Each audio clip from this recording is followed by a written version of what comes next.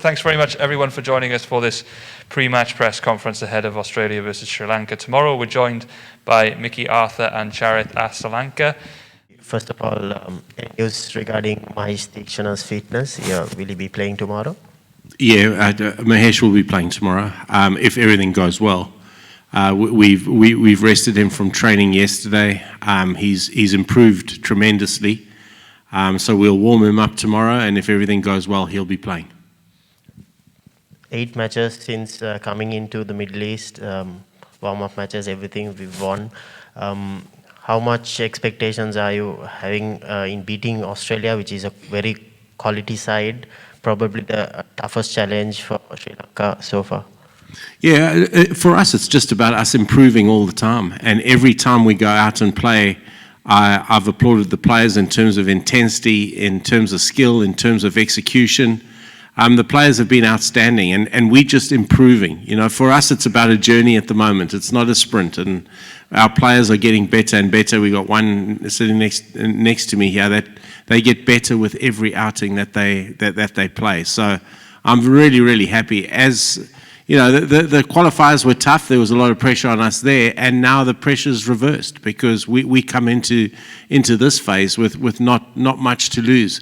We're playing good cricket. We're very dangerous. The players are very clear on what their roles are, and we're confident we can beat anybody on our day. Mickey, you've spoken a lot on young players taking up responsibility and showing character and stuff like that. A word on the way Charith batted against Bangladesh, especially given the circumstances that both Kusal and Avishka, two of your premier players, fell for low scores. Yeah, look, and first of all, the thing that really impressed me was that it was our bowlers that had won us the games, because I think we've got an incredibly good and balanced attack. It was our bowlers that had won us the games previously. It was our batsmen, very well led by Charith, that actually won the game for us in against Bangladesh, and that for me was fantastic. But to see Charith's development has been incredible. I remember Charith arriving into our bubble just before we went to England, and then we had the England trip, and to see Charith's journey from England to where he is now is a credit to himself. The way he's gone about his work, the professionalism he's shown, his preparation in every game has been fantastic. And to see a young player like Charith get better and better has been very, very rewarding for us. 172 is a fairly big score. How much of confidence did that give you chasing down that huge total? Yeah, that gives you a lot of confidence. You know, I'll take you back to Colombo. A couple of months ago, after we were badly beaten by South Africa, you know, we went into a bubble and we had camps and we set up scores to chase, and we sort of started at 145, and next game we got it to 160, and in the last game we actually chased 178, I think it was, and that was about getting our guys used to understanding what's required to chase those targets. So the evolution of our batting has been really good to see, and particularly led by our young batsmen. And you know, to say the other day, you're right, our two premier experienced batsmen in KJP and Avishka missed out, but it was Pathum Nissanka, Charith Asalanka, and Bhanuka Rajapaksa that won us the game. And for those three guys to win us a game of cricket chasing 172 was very, very rewarding for all of us. Hi, Mikesh, Shubhayan Chakravarti from TV9 Network. You just spoke about Pathum Nissanka. Although Charith and Rajapaksa finished the game for you guys, but how impressed are you with the talent and the kind of form that he is bringing into the frame, into the tournament? Yeah, look, I've always been said from the first time I saw Pathum. I think I've been quoted as saying I think he's a wonderful talent. I think he's got his balance, his feet movement, his when he attacks, when he defends, he's got it all. He's a really good player. We saw that on Test debut. So he's played every form now over the last sort of 9 months for us, and he's going to play every form because I really think him and Charith are generation next for Sri Lanka in terms of batting. I haven't seen better talent. And I've watched every cricketer now in Sri Lanka, and including some of the under-19 boys, which are quite exciting to see some of them coming through. But I don't see batting talent like Patum Nissanka and Charith Asalanka. So we've got to, for us as a coaching staff, for us as a selection panel, we've got to keep giving opportunities to these two young players, because in the next couple of years they're going to be the leaders in the batting department for Sri Lanka. Okay, any other further questions in the room, please? Not necessarily in English now, I think. Mickey, we have seen a number of games that have been played so far in the tournament are low scoring games. Do you think that trend will continue as the tournament progress? Yeah, it'll be interesting to see. I think that the wickets are going to be that. And I mean, I spent 3 years here with Pakistan on these wickets, and very rarely did you get a game like we had in Sharjah the other night. Where it was 172. You might get the odd outlier game, but I think as the games get more and more tight, as the games get more and more contested, and there's more and more on every game, I think your 155 is going to be very defendable. Mickey, you said about defending scores and low scores. How much of a part will dew play, especially in Dubai, considering that it's a night game? Yeah, it's going to be interesting to see. It's just speaking to the Pakistan boys that are in the hotel with us. They felt that the ball skidded on a little bit, batting second. They did feel that there was a little bit, not an overly amount of dew, but they did feel that once it settled and cooled the wicket down, the ball did skid on a little bit. And I think that's probably going to be the trend going forward. So I've been very happy to see us chasing well, because I think that might become the trend later in the competition. Because several young players that you have picked have fired. It started with Patum Nissanka, Praveen Jayavikrama, Maheesh Theekshana, and now Charith. What's it with you? Is it that experience or instinct, or? Look, I'm not sure. I do like seeing young players come through. I do think I have a bit of an eye on young players, and can, you get some good young players, but there's some players when you watch them, you think these guys could be very, very good. Patum, Charith, Praveen, these are going to be guys that are going to be very good for Sri Lanka going forward. So, yeah, I hope it's a little bit of an eye for talent, and then we've got a very good support, coaching staff that guard these young boys and have guarded them very well so far. So long may that continue. Mickey, Kusal Perera has not fired so far. What's wrong? Is it anything to do with injury, or? No, look. I think Kusal hasn't played a huge amount of cricket before this World Cup, because he was looking after that injury, and we were looking after that injury as well. And I'd be wrong to say that he's playing at 100% every time, because he is restricted in a little way. But Kusal Janeth restricted for me is still a match winner for us. So I back him 100%. I know there's a match-winning innings from Kusal Janeth just round the corner, and he's got total backing from myself and the team, because we know what he brings, and we know when he fires, he wins us games of cricket. Thank you. Just like to invite any questions for Charith now from inside the room. Yeah, any questions in Sinhalese or any other languages? Yep. Okay, I'll start here. Charith එදා ඔබ ලබාගත්ත ලකුණු 80න් තරඟ ජයග්‍රහණය කරා. කොච්චර හොඳ හැඟීමක්ද තියෙන්නේ තරඟ පොඩි ප්‍රමාණයක් ක්‍රීඩා කළා මේ වගේ ලෝක කුසලානක තරඟයක් ජයග්‍රහණය කිරීම ලැබීම ගැන? ඇත්තටම කියන්න ඕන වෙලාවක සතුටුයි, ලොකු සතුටක් රටට තරඟයක් ජයග්‍රහණය කරන්න ලැබීම. ඒක විශේෂ සතුටක් වුණා ලෝක කුසලානේ වීම. ඉතින් ඉස්සරහට බලාපොරොත්තු වෙනවා තව ගොඩක් තරඟ ලංකාව වෙනුවෙන් දිනවන්න. ඉතින් අඩු තරඟ ප්‍රමාණයක් ක්‍රීඩා කරත් මං හිතන්නේ අර අපේ එක්ස්පීරියන්ස් එක අපේ ඉන්නවා අයියලා කුසල් ජනිත් ඉන්නවා, ඊට පස්සේ චන්දි අයියා ඉන්නවා, දසුන් අයියා ඉන්නවා. ඒගොල්ලොන්ගෙන් අපි ගන්න එක්ස්පීරියන්ස් එකෙන් තමයි මං හිතන්නේ මෙච්චර ඉක්මනට අපිට ඉගෙන ගන්න පුළුවන්. ඉතින් ඉස්සරහටත් බලාපොරොත්තු වෙනවා අනිත් යන් ප්ලේයර්ස්ලත් එක්ක මම ඇතුළුව හැමෝමත් එක්ක ලංකාවට තරම් ගොඩක් ජයග්‍රහණය කරවන්න. මොන වගේ ප්ලෑන් එකක්ද තිබ්බේ ඒ වෙලාවේ බානුක රාජපක්ෂ ආපු වෙලාවේ ලකුණු 70 ගානට කඩලු 4ක් ගිහිලා තිබ්බේ මොන වගේ ප්ලෑන් එකක්ද තිබ්බේ ඔය දෙන්නගේ? ප්ලෑන් එක කියන්නේ ඇත්තට හැමෝම දන්නවා බානුක රාජපක්ෂ කියන්නේ ඇටැකින් ප්ලේ කෙනෙක්. එයාට සිටුේෂන් එක මොකක් වුණත් එයාගේ ගේම් එක ඇටැක් කරන එක. ඉතින් මට ගොඩක් ලේසි වුණා එයා ආපු වෙලාවේ එයා ඇටැක් කරපු විදියට. ඉතින් අපි දෙන්නම කතා කරා ඒකේ එක බවුන්ඩරි එකක් තිබ්බා මීටර් 60ක් 65ක් විතර බවුන්ඩරි එකක්. එතකොට අපි දෙන්නම් ප්ලෑන් කරන් හිටියේ දෙන්නට ලැබෙන chance එකෙන් ඒ මීටර් 60 65 බවුන්ඩරි පැත්තටම 6ව ගහන්න. ඉතින් ඒක ගොඩක් සාර්ථක වුණා. ඒක නිසා තමයි අපිට ලේසි වුණේ බැට් මැච් එක දිනන්න. හෙට තරඟයට කොහොමද කණ්ඩායමක් ලෙස සූදානම?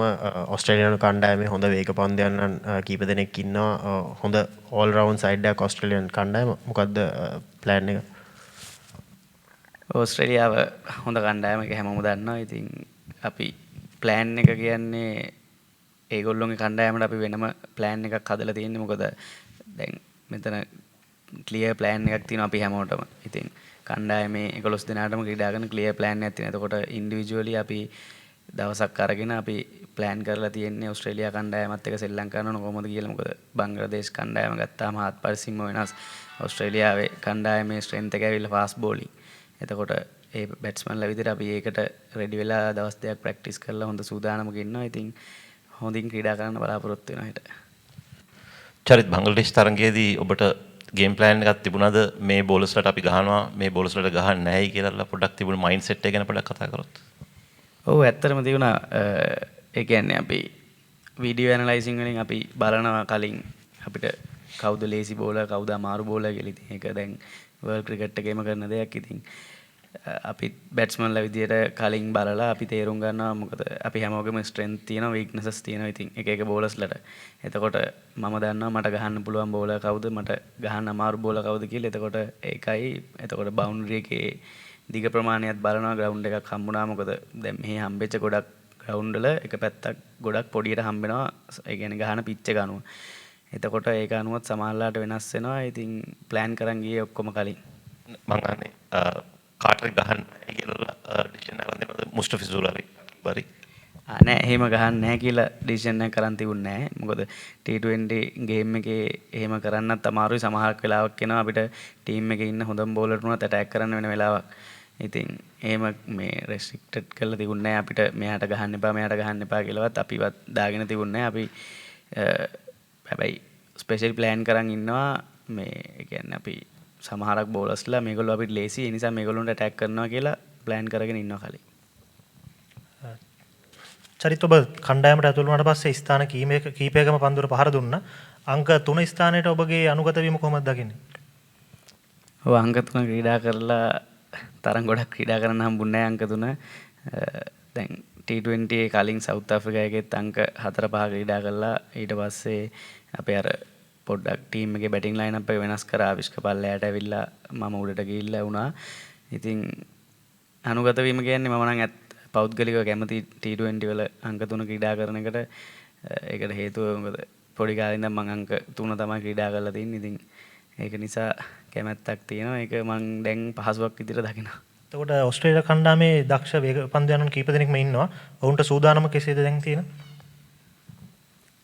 ඔවුන්ට සූදානම කියන්නේ අපි ප්‍රැක්ටිස් වල සූදානම් වුණා. අපිට අවශ්‍ය තියෙනවා අපිටත් හොඳ ෆාස්ට් බෝලර්ස්ලා ඉන්නවා. එතකොට අපිට අවශ්‍ය පුහුණුකරුවෝ ඉන්නවා. ඒගොල්ලොන්ගේ ඔක්කොම අපි කියන්නේ ඒගොල්ලොන්ගේ අදහසුත් අරගෙන අපි ගොඩක් සූදානම් වෙලා ඉන්නවා ඒගොල්ලොන්ගේ fast බෝලර්ලාට. Okay, great. I think that completes the questions in the room. We'll now move over to Zoom, please. As I mentioned at the start, if people can please put their hand up in the platform, and then if you're selected to ask the question, can you unmute and then mute yourself immediately afterwards. So let's start with Fidel Fernando, please. Oh, hello, Charit. Me, වගේන් අහන්න කැමති ඒ ඉනිමට කලින් T20s වල කියන්නේ domestic T20 වල උනත් වගේ strike rate එක එච්චර ඉහළට තිබුණේ නැහැ. ලංකාව කණ්ඩායමට ආවට පස්සේ මොකක් හරි වෙනසක් තිබුණාද?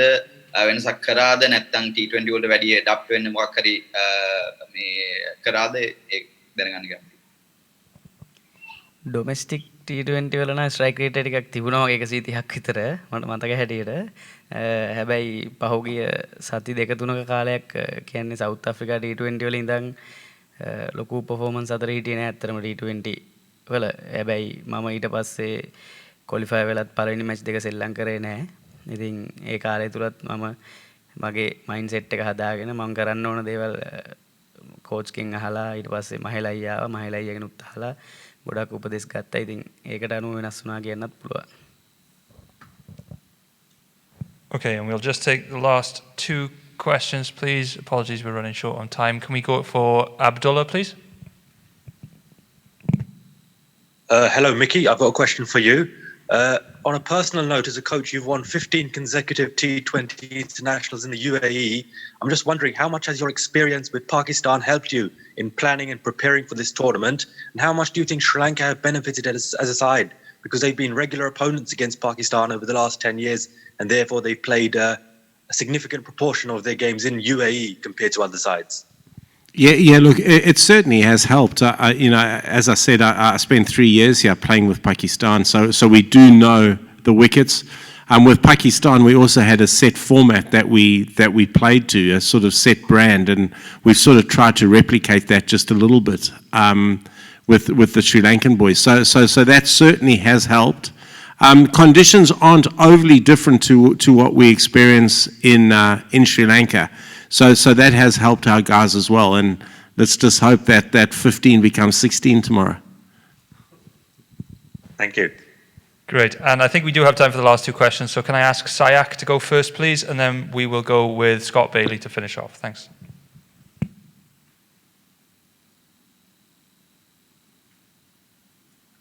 Sayak, please. Hi, Mickey. Hi, Mickey. Hi, yes, we can hear you. Yeah, Mickey, I just wanted to ask you, it's about your overall take on, on this aspect of taking the knee. Recently there has been a controversy over Quinton de Kock. He refused to take the knee, and then he opted out of yesterday's match. So what's your overall views on this matter? Look, I don't know the actual implications around Quinton de Kock's decision. The decisions are personal, I would have thought, or directed by your board. One thing that we are very clear on is that there's no room for any form of racism, discrimination, or anything within cricket, within sport, within the world. So we're pretty united on that cause. But in terms of Quinton de Kock, I'm not sure. I can't comment on that because I don't know. Okay, and final question, please, from Scott Bailey. Yeah, Mickey, just one on Maheesh Theekshana and just what impact he can have tomorrow, especially against a side like Australia who have had their troubles against spinners on wickets in the UAE. Do you sort of look at that as he'd be even more dangerous tomorrow than what we've seen previously or against other sides? Oh, look, he's a quality bowler, and I think we've also got to, he is a mystery bowler. He's still young though. He's still making his way in the game. But obviously, it is tactically we do study our opposition. We obviously have studied Australia. We had a series not so long ago when I was with Pakistan here against them, where we did use spin quite successfully. So hopefully that works. If you haven't seen Mahesh, he certainly poses some questions. He has a couple of different balls that do make you quite hesitant if you can't pick them. So look, it'll be an interesting contest tomorrow.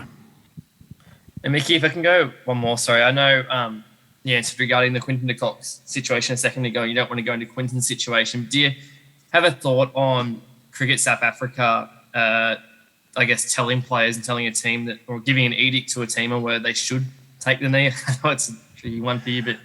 Look, I'm not going to get embroiled in anything like that because I know exactly what will happen will be tomorrow's headline. So I'm going to refrain from commenting. Totally understand. Thanks, mate. Okay, thank you everyone for joining. That concludes the press conference. Thanks for your time, Charith and Mickey. Good luck for tomorrow.